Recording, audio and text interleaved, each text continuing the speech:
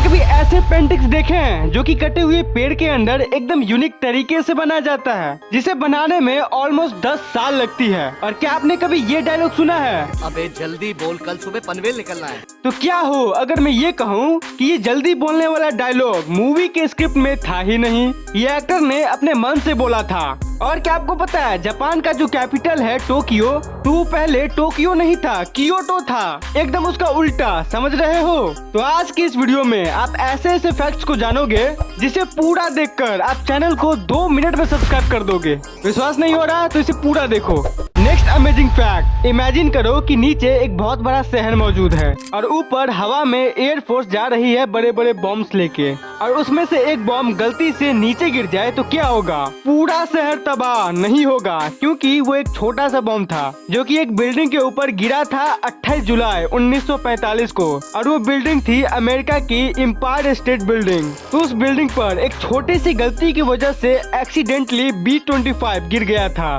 उस time city में बहुत फॉग था, कुहासा था, और एक्सीडेंटली उस फाइटर जेट से बॉम्ब नीचे गिर गया था और वो सीधा जाके वहाँ के सबसे important building Empire State Building के ऊपर गिर गया। गिरने के बाद उस बिल्डिंग का हाल आप अपने स्क्रीन पर देख सकते हो।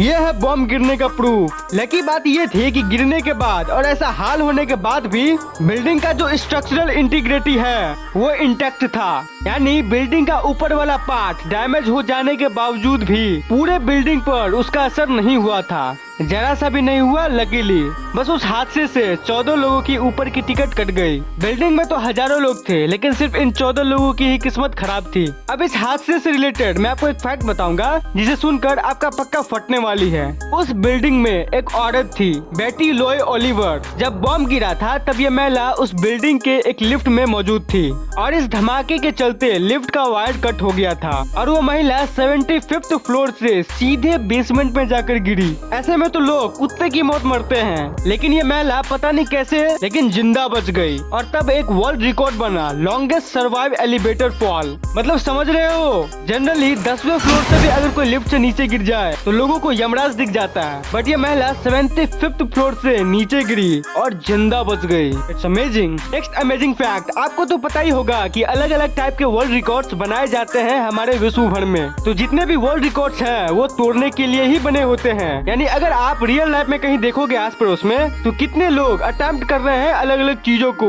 ताकि वो वर्ल्ड रिकॉर्ड को तोड़ पाए। लेकिन कुछ रिकॉर्ड्स ऐसे होते हैं जो कि बहुत ही ज्यादा खतरनाक होते हैं। तो उनमें से एक है नहीं सोने का रिकॉर्ड। मुझे पता है आप लोग सोने में रिकॉर्ड तोड़ दोगे, बट ये नहीं सोने का रिकॉर्ड है। जो लॉन्गेस्ट टाइम विदाउट स्लीप वाला रिकॉर्ड है वो है करीब 19 दिनों का, और क्योंकि ये एक वर्ल्ड रिकॉर्ड है तो बहुत लोग अभी भी आज के टाइम में भी इसको तोड़ने का प्रयास करते हैं। अब अगर कोई व्यक्ति बिना सोए 19 दिन सर्वाइव कर जाता है तो इसका मतलब ये नहीं है कि हर कोई सर्वाइव कर सकता है। 4 से 5 दिनों के बाद ही दिमाग में अजीबोगरीब रिस्क डेवलप होने लगती है। सिर्फ 5 से 6 दिनों में ही बॉडी की ऐसी की तैसी हो जाएगी, क्योंकि ये एक बहुत ही खतरनाक रिकॉर्ड है। अब इसलिए रिकॉर्ड एजेंसी ऐसे बकवास रिकॉर्ड लेना बंद कर दिए हैं, यानी उन्होंने अब ये डिक्लेयर किया है कि अब अगर कोई व्यक्ति 19 दिनों से ज्यादा भी जग जाए ना तो उन्हें कुछ भी नहीं मिलेगा, मिलेगा तो बस ठेंगा।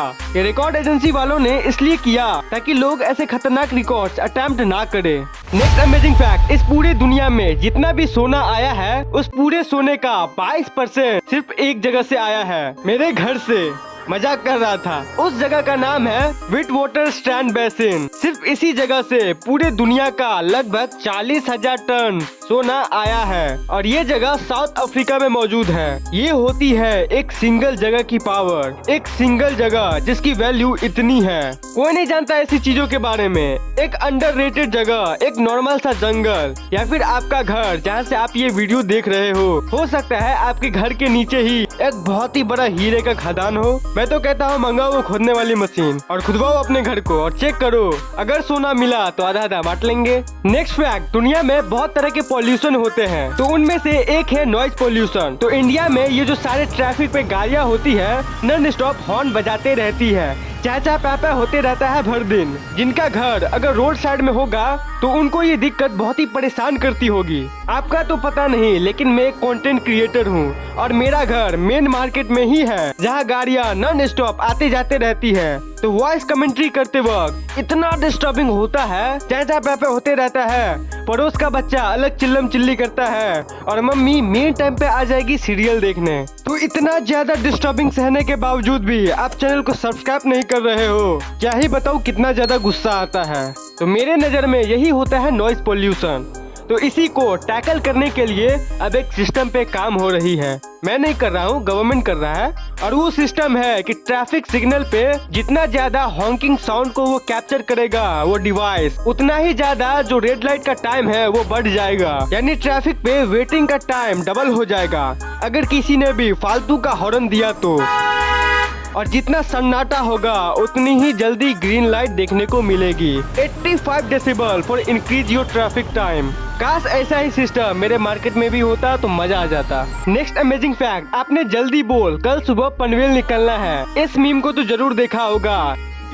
अबे जल्दी बोल कल सुबह पनवेल निकलना है। ये सीन गोलमाल मूवी से बहुत पॉपुलर हुआ है, लेकिन आपको पता है ये सीन रिटन नहीं था। यानी ये एक अचानक से हुआ एक सीन था। मतलब एक्टर मुकेश तिवारी का एक्चुअल में शाम के टाइम पनवेल का फ्लाइट था। तो एक्टर मुकेश तिवारी ने उस एक्टिंग के दौरान जल्दी बोल कल सुबह पनवेल निकलना है ये नेचुरली ही बोल दिया था मूवीज में। मतलब वो डायलॉग स्क्रिप्ट में नहीं था, मुकेश तिवारी ने अपने मन से ही ये डायलॉग बोल दिया था, क्योंकि एक्चुअल में फ्लाइट थी शाम के टाइम। मूवीज में बहुत सारी चीजें ऐसे ही हो जाती है। मतलब अचानक से कोई अच्छा डायलॉग बोल दिए और वो प्लान में नहीं था, बट वो बोला तो अच्छा लगा, वो शूट किया काफी सीन में। ऐसे सीन्स को इम्प्रोवाइज कहा जाता है, इम्प्रोवाइज सीन। तो एक्चुअल में बहुत सारे मूवीज में आपको इम्प्रोवाइज सीन देखने को मिल जाएंगे। जैसे मेरा फेवरेट मार्वल स्टूडियो, तो मार्वल का एक मूवी है एवेंजर्स इन्फिनिटी वॉर, जिसमें ये जो सीन है वो इम्प्रोवाइज सीन है।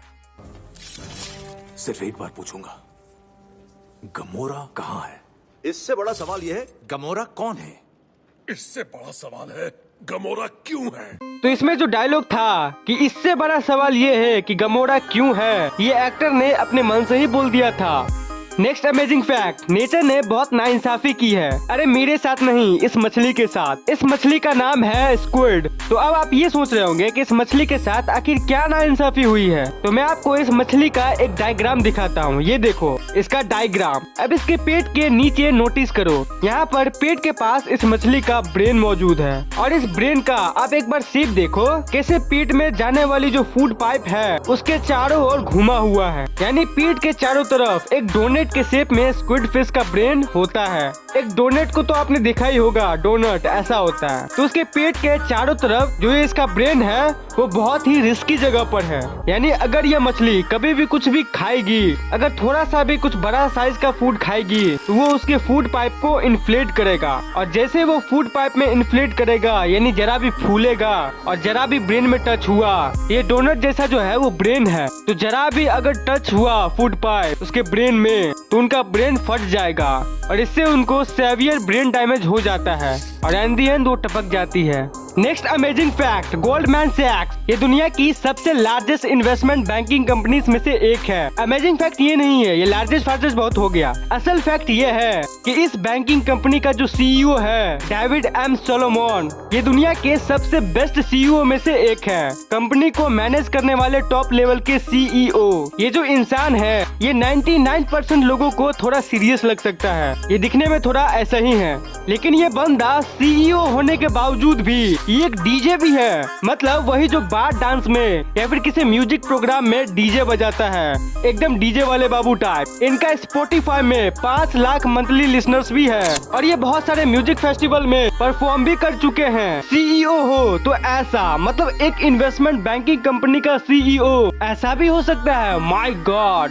नेक्स्ट अमेजिंग फैक्ट, आपने सलाद खाया होगा, आपने स्नीकर्स भी खाया होगा, बट क्या आपने कभी स्नीकर्स वाला सैलेड्स खाया है? ये दिखने में कुछ ऐसा होता है जिसमें स्नीकर्स के कुछ पीसेस मौजूद होते हैं। आपको खाना है, ये लो, आप इसे खा सकते हो। मैं आपको इसके पैसे भी नहीं लूंगा, बहुत बड़ा दिल है मेरा। ये है फाइनल फैक्ट, एक आर्टिस्ट है जिसका नाम आप पढ़ लो अपने स्क्रीन पे। तो ये लड़की बहुत ही यूनिक टाइप का आर्ट्स बनाती है, जो कि इसलिए वैल्यूएबल है क्योंकि हर एक पीस ऑफ आर्ट को बनाने में 10 साल लगते हैं। जिस चीज में टाइम इन्वॉल्व होता है हम अक्सर उसको वैल्यूएबल मानते हैं। जैसे ये वीडियो आप जो देख रहे हो, इसे भी बनाने में मुझे 3 दिन का वक्त लगा है। तो ये लड़की इस पेंटिंग को बनाने के लिए एक कटा हुआ लकड़ी लेती है और उस लकड़ी को एक रूम में बंद कर देती है पूरे 10 साल के लिए। 10 साल के लिए उस लॉक को लॉक कर देती है और उसके बाद उस लॉक के ऊपर क्या बनाती है वो आप अपने स्क्रीन पर देख सकते हो। एक नेचर के फोटो को एक्चुअल नेचर में इम्बेड करती है। एकदम मस्त पेंटिंग है ये सब। तो ये थे आज की कुछ इंटरेस्टिंग फैक्ट्स। उम्मीद करता हूँ कि आपको ये वीडियो पसंद आई होगी। अगर वीडियो पसंद आई है तो इसे लाइक जरूर करना और चैनल को तो 100% सब्सक्राइब कर लो। तो मिलता हूँ मैं आपको किसी अगली इंटरेस्टिंग वीडियो में, तब तक के लिए बाय बाय।